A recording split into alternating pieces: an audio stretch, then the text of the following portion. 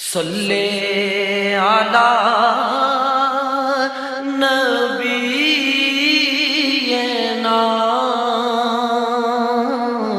صلی علی محمد۔ السلام علیکم، میں ہوں محمد عمر اور آپ دیکھ رہے ہیں آپ کا اپنا چینل دین کی باتیں۔ امید ہے آپ سب خیریت سے ہوں گے۔ چینل میں آپ کو ہماری طرف سے بہت بہت خوش آمدید۔ حیات صحابہ کے سلسلے میں ایک نیو ویڈیو کے ساتھ حاضر خدمت ہوں۔ اللہ تعالی ہمیں اس پر عمل کرنے کی توفیق عطا فرمائے۔ ویڈیو میں آگے بڑھنے سے پہلے اگر آپ نے ابھی تک ہمارے چینل کو سبسکرائب نہیں کیا تو ابھی سبسکرائب کر لیجئے تاکہ آپ کو ہماری مزید ویڈیوز مل سکیں۔ جزاکم اللہ۔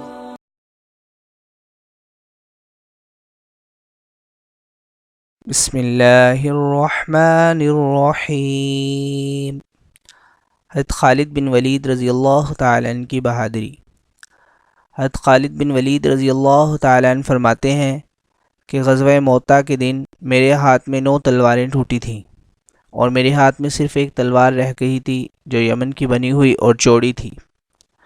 حضرت اوس بن حارثہ بن لام رضی اللہ تعالیٰ عنہ فرماتے ہیں کہ ہرمز سے زیادہ مسلمان عربوں کا کوئی دشمن نہیں تھا۔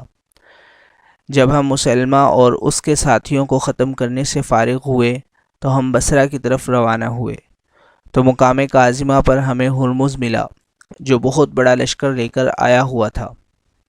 حضرت خالد بن ولید رضی اللہ تعالیٰ عنہ مقابلے کے لیے میدان میں نکلے اور اسے اپنے مقابلے کی دعوت دی، چنانچہ وہ مقابلہ کے لیے میدان میں آ گیا۔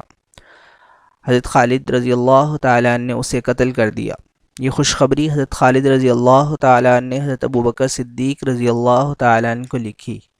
جواب میں حضرت ابوبکر صدیق رضی اللہ تعالیٰ عنہ نے لکھا کہ ہرمز کا تمام سامان، ہتھیار، کپڑے، گھوڑا وغیرہ حضرت خالد کو دے دیا جائے۔ چنانچہ ہرمز کے ایک تاج کی قیمت 1,00,000 درہم تھی، کیونکہ اہل فارس جس کو اپنا سردار بناتے اسے 1,00,000 درہم کا تاج پہناتے تھے۔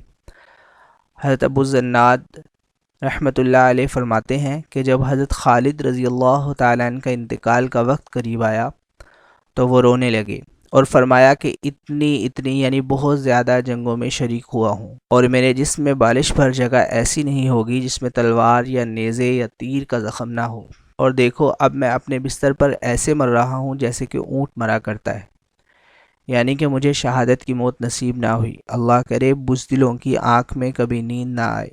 جزاکم اللہ۔